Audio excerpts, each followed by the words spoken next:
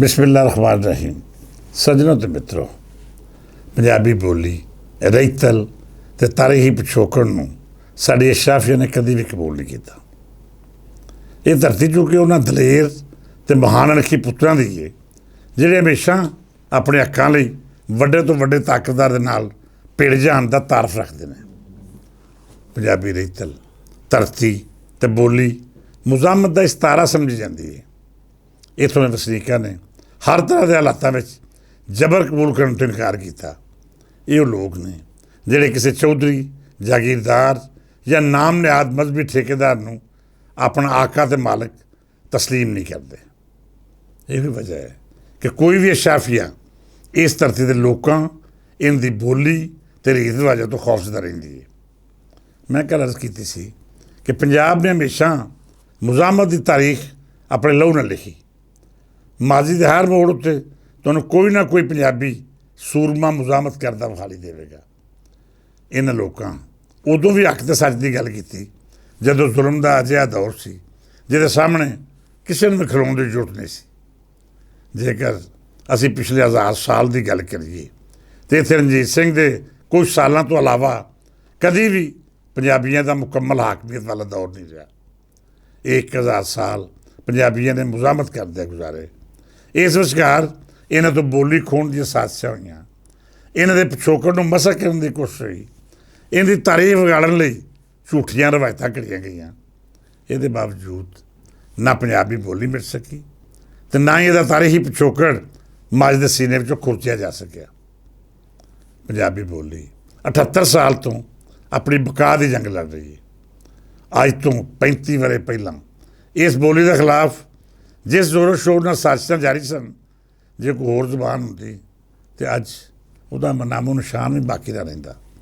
ਜ਼ਿਆਉਲ ਹਕ ਨੇ ਪੰਜਾਬੀ ਬੋਲੀ ਦੇ ਖਿਲਾਫ ਸਾਜ਼ਿਸ਼ਾਂ ਰਚਾਈਆਂ ਅਤੇ ਉਹਦੀ ਬਿਊਰੋਕ੍ਰੇਸੀ ਨੇ ਇਹਨਾਂ ਸਾਜ਼ਿਸ਼ਾਂ ਉੱਤੇ ਅਮਲ ਕਰਕੇ ਪੰਜਾਬੀ ਬੋਲੀ ਦਾ ਨਾਮ ਅਤੇ ਨਿਸ਼ਾਨ ਮਿਟਾਉਣ ਲਈ ਜੋ ਚਾਲੇ ਚੱਲੇ, ਸ਼ਾਇਦ ਹੀ ਤੁਹਾਨੂੰ ਦੁਨੀਆ ਦੀ ਕਿਸੇ ਹੋਰ ਬੋਲੀ ਨਾਲ ਇਹ ਸਲੂਕ ਵਿਖਾਈ ਦੇਵੇ।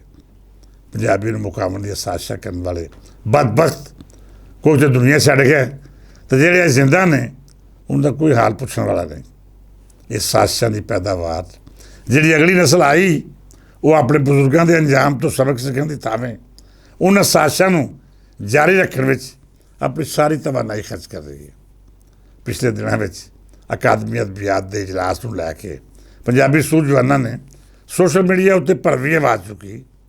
ਉਹਨਾਂ ਨੇ ਕਿਸੇ ਵੀ ਪੰਜਾਬੀ ਸੂਝਵਾਨ ਜਾਂ ਤਹਿਰੀਕੀ ਨੂੰ ਇਸ ਇਜਲਾਸ ਵਿੱਚ ਨਾ ਬੁਲਾਉਣ ਦੀ ਨਿੰਦਿਆ ਕਰਨ ਦੇ ਨਾਲ ਨਾਲ ਇਹ ਵੀ ਆਖਿਆ ਕਿ ਇਹ ਕਿਵੇਂ ਹੋ ਸਕਦਾ ਹੈ ਕਿ ਮੁਲਕ ਦੀ 60% ਤੋਂ ਵੱਡੀ ਆਬਾਦੀ ਜਿਹੜੀ ਬੋਲੀ ਬੋਲਦੀ ਹੈ ਅਤੇ 100% ਜਿਸ ਬੋਲੀ ਨੂੰ ਸਮਝਦੀ ਹੈ, ਉਸ ਬੋਲੀ ਦਾ ਨੁਮਾਇੰਦਾ ਉਸ ਇਜਲਾਸ ਵਿੱਚ ਸ਼ਰੀਕ ਨਾ ਹੋਵੇ ਜਿਹੜਾ ਪਾਕਿਸਤਾਨ ਦੀਆਂ ਸਭੇ ਜ਼ੁਬਾਨਾਂ ਦੇ ਅਦਬ ਅਤੇ ਬਕਾ ਲਈ ਕੰਮ ਕਰਨ ਦਾ ਦਾਅਵਾ ਰੱਖਦਾ ਹੈ।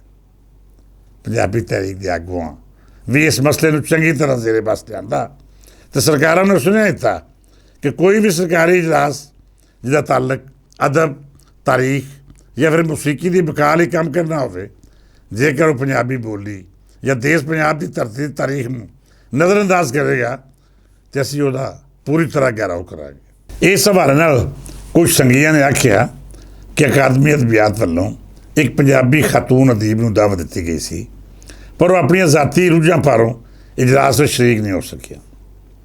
ਮਿੱਤਰ ਪਿਆਰਿਓ, ਜ਼ਾਤੀ ਮਸੂਫੀਆਤ ਕਿਸੇ ਦੀ ਵੀ ਹੋ ਸਕਦੀਆਂ ਨੇ।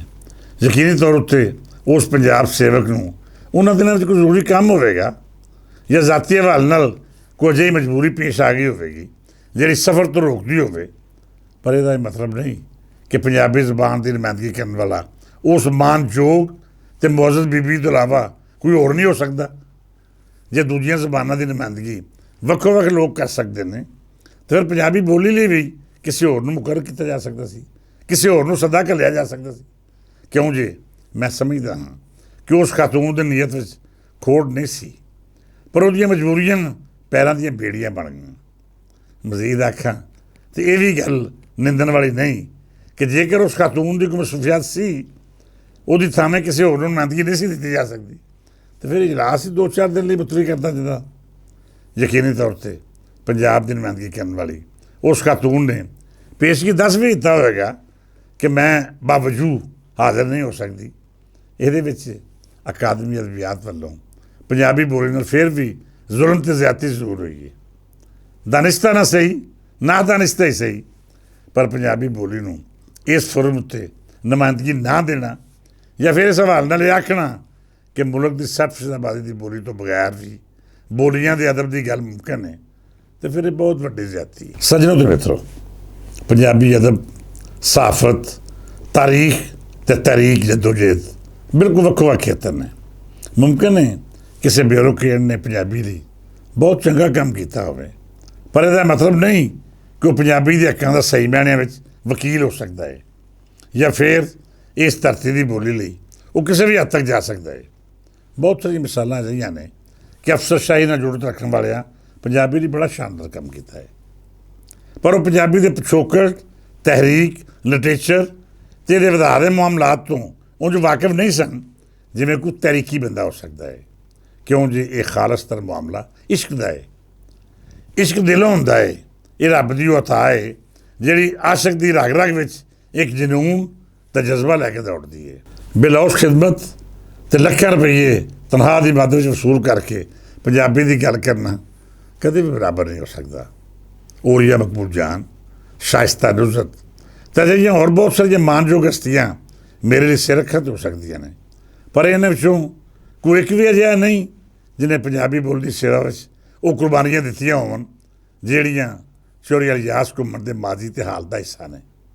ਮੈਂ ਸਮਝਦਾ ਹਾਂ ਕਿ ਪੰਜਾਬੀ ਅਦਬ ਦੀ ਨੁਮਾਇੰਦਗੀ ਦਾ ਸਹੀ ਮਾਇਨੇ ਵਿੱਚ ਹੱਕ ਉਸ ਵਕੀਲ ਨੂੰ ਹੋਣਾ ਚਾਹੀਦਾ ਹੈ ਜਿਹੜਾ ਪੰਜਾਬੀ ਬੋਲੀ ਦੀ ਬਕਾ ਨੂੰ ਆਪਣੀ ਜ਼ਿੰਦਗੀ ਤੋਂ ਜ਼ਿਆਦਾ ਕੀਮਤੀ ਸਮਝੇ, ਜਿਹੜਾ ਅਦਬੀ ਖੇਤਰ ਦੇ ਨਾਲ ਨਾਲ ਤਾਰੀਖੀ ਹਵਾਲੇ ਅਤੇ ਤਹਿਰੀਕੀ ਮੈਦਾਨ ਦਾ ਸਿਪਾਹੀ ਹੋਵੇ। ਮੈਨੂੰ ਇਸ ਖੇਤਰ ਵਿੱਚ ਚੌਧਰੀ ਇਲਿਆਸ ਘੁੰਮਣ ਤੋਂ ਇਲਾਵਾ ਕੋਈ ਹੋਰ ਸ਼ਖਸੀਅਤ ਵਾਲੀ ਨਹੀਂ ਦਿੰਦੀ, ਅਤੇ ਜੇਕਰ ਇਲਮੀ ਅਤੇ ਤਹਿਕੀਕੀ ਮਾਮਲਾਤ 'ਤੇ ਗੱਲ ਕਰਨੀ ਹੈ ਫਿਰ ਪੰਜਾਬ ਦੇ ਅਦਬੀ ਮੁਹਾਂਦਰੇ ਦੀ ਨੁਮਾਇੰਦਗੀ ਦਾ ਹੱਕ ਡਾਕਟਰ ਪ੍ਰੋਫੈਸਰ ਜਮੀਲ ਪਾਲ ਨੂੰ ਹੋਣਾ ਚਾਹੀਦਾ ਹੈ, ਜਿਹਨੇ ਇਸ ਖੇਤਰ ਵਿੱਚ ਆਪਣੀ ਪੂਰੀ ਹਯਾਤੀ ਵਕਤ ਕਰਕੇ ਪੰਜਾਬੀ ਸਹਾਫਤ ਰਾਹੀਂ ਉਸ ਮਹਾਨ ਖਿਦਮਤ ਦਾ ਸਿਲਸਿਲਾ ਜਾਰੀ ਰੱਖਿਆ ਹੋਇਆ ਹੈ ਜਿਹਦੀ ਮਿਸਾਲ ਸਾਨੂੰ ਬਹੁਤ ਘੱਟ ਲੱਭਦੀ ਹੈ। ਮੈਂ ਅਕਾਦਮੀ ਅਦਬੀਆਤ ਨੂੰ ਗੁਜ਼ਾਰਿਸ਼ ਕਰਾਂਗਾ ਕਿ ਜੇ ਕੋਈ ਮਾਣਯੋਗ ਨੁਮਾਇੰਦਾ ਮਸਰੂਫ ਹੈ ਜਾਂ ਉਹਨਾਂ ਦਿਨਾਂ ਵਿੱਚ ਉਹਦੀ ਕੋਈ ਜ਼ਾਤੀ ਮਜਬੂਰੀ ਆੜੇ ਆ ਰਹੀ ਹੈ, ਫਿਰ ਕਿਸੇ ਅਜਿਹੇ ਮਿੱਤਰ ਪਿਆਰੇ ਨੂੰ ਸਾਮਤ ਦਿਓ ਜਿਹੜਾ ਆਪਣੀ ਬੋਲੀ, ਤਾਰੀਖੀ ਪਿਛੋਕੜ ਅਤੇ ਅਦਬੀ ਖੇਤਰ ਵਿੱਚ ਉੱਚ ਪੱਧਰੀ ਕੰਮ ਪਾਰੋਂ ਉਸ ਕੱਦ ਕਾੜਦਾ ਹੋਵੇ ਜਿਹਦੇ ਲਈ ਸਭ ਤੋਂ ਅਜ਼ੀਜ਼ਤਰ ਆਪਣੀ ਹੋਂਦ ਅਤੇ ਬੋਲੀ ਦੀ ਬਕਾ ਹੋਵੇ। ਇਸ ਬਾਰੇ ਮਜ਼ੀਦ ਵਿਚਾਰ ਸਾਂਝੇ ਕਰਾਂਗੇ ਅਤੇ ਸੱਜਣਾ ਮਿੱਤਰਾਂ ਦੀ ਰਾਏ ਲੈ ਕੇ ਹੋਰ ਤਜਾਵੀਜ਼ ਵੀ ਸਾਹਮਣੇ ਰੱਖਾਂਗੇ, ਕਿਉਂਕਿ ਸਾਡੇ ਲਈ ਇਸ ਬੋਲੀ ਦੇ ਹਵਾਲੇ ਤੋਂ ਜ਼ਿਆਦਾ ਕੀਮਤੀ ਹੋਰ ਕੋਈ ਸ਼ੈ ਨਹੀਂ।